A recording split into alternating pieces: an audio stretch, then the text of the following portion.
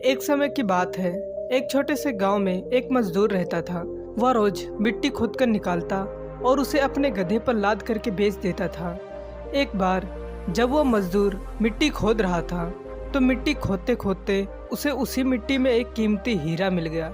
लेकिन उस मजदूर को यह नहीं पता था कि वह एक बहुत ही कीमती हीरा है, इसलिए उसने उस हीरे को अपने गधे के गले में बांध दिया। एक दिन जब वह गांव से अपने गधे को लेकर जा रहा था तो उसी गांव के सेठ जी, जो वहां एक छोटी सी किराने की दुकान चलाते थे, सेठ जी ने उस गधे के गले में उस हीरे को देखा। उन्होंने मजदूर से पूछा, यह तुम्हारे गधे के गले में क्या है? यह बड़ा चमक रहा है। मजदूर ने कहा, यह एक चमकीला पत्थर है जो मुझे मिट्टी खोदते समय मिला था।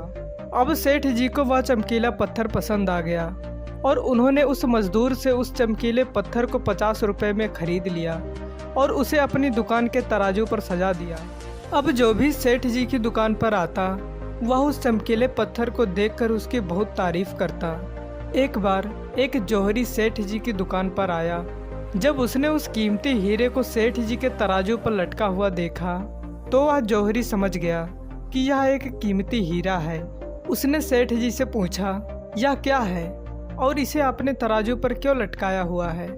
सेठ जी ने कहा, यह एक चमकीला पत्थर है जिसे मैंने एक मजदूर से 50 रुपए में खरीदा था। तब जौहरी ने कहा, क्या तुम इस चमकीले पत्थर को मुझे बेचना चाहोगे? सेठ जी ने उत्तर दिया, अगर तुम इसे खरीदना चाहते हो तो मुझे 100 रुपये दे दो और इसे ले जाओ। लेकिन वह जौहरी बहुत ही ज़्यादा कंजूस था। उसने सेठ जी से कहा, मैं इस चमकीले पत्थर के लिए तुम्हें 80 रुपये दे सकता हूँ, चाहिए तो बोलो, नहीं तो मैं जा रहा हूँ। लेकिन सेठ जी अपने 100 रुपये पर ही अड़े रहे और वह जौहरी यह सोचकर वहाँ से चला गया कि आज सेठ जी नहीं मान रहे हैं, कल आऊँगा और सेठ जी को 100 रुपये देकर वह हीरा ले जाऊँगा। लेकिन हुआ कुछ ऐसा कि उसी दिन शाम के वक्त एक दूसरा जौहरी उसी गांव के रास्ते से गुजर रहा था। अचानक उसकी गाड़ी बंद हो गई। जब तक ड्राइवर गाड़ी को ठीक कर रहा था वह जौहरी सेठ जी की दुकान पर कुछ लेने के लिए गया। जब उसने उस हीरे को तराजू पर लटका हुआ देखा तो उसने सेठ जी से उसे खरीदने के बारे में पूछा। सेठ जी ने उसे वही कहा, मैंने इसे 50 रुपये में खरीदा था, आपको 100 रुपये में दे दूंगा। वह जौहरी बहुत ही होशियार था। उसने एक सेकंड भी वेस्ट नहीं किया और तुरंत 100 रुपये देकर वह हीरा लेकर वहां से चला गया। अब जब दूसरे दिन पहला जौहरी सेठ जी की दुकान पर आया और जब उसकी नज़र तराजू पर पड़ी तो उसे वह हीरा वहां नहीं दिखा। उसने सेठ जी से पूछा, वह चमकीला पत्थर कहाँ गया? सेठ जी ने कहा, वह कल तुम्हारे जाने के बाद एक दूसरे साहब आए, उन्हें वह पसंद आ गया और उन्होंने 100 रुपये देकर मुझसे वह खरीद लिया। अब यह सुनने के बाद उस जौहरी को बहुत पछतावा हुआ और उसे गुस्सा भी आया। उसने गुस्से में सेठ जी से कहा, तुम कितने बड़े बेवकूफ़ हो, वह कोई चमकीला पत्थर नहीं था बल्कि वह बेशकीमती हीरा था और तुमने उसे केवल 100 रुपये में ही दे दिया।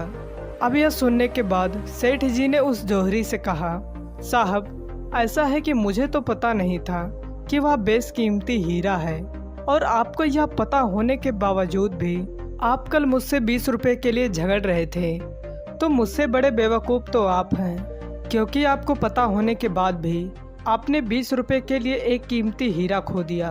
दोस्तों, इस कहानी से हमें 3 बहुत बड़ी सीखें मिलती हैं। पहली तो यह कि कंजूसी भी वहीं करो जहां पर उसकी ज़रूरत है। अगर हर जगह कंजूसी करोगे तो अच्छी चीज़ें भी अपने हाथों से गंवा दोगे।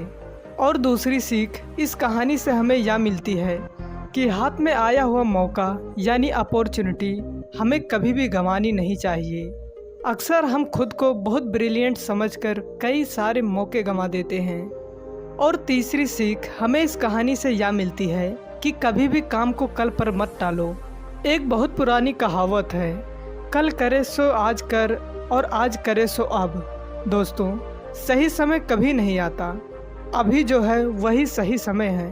तो दोस्तों, कैसी लगी आपको यह कहानी? आप हमें कमेंट सेक्शन में ज़रूर बताना और अगर अच्छी लगी हो तो इस चैनल को सब्सक्राइब जरूर कर लेना।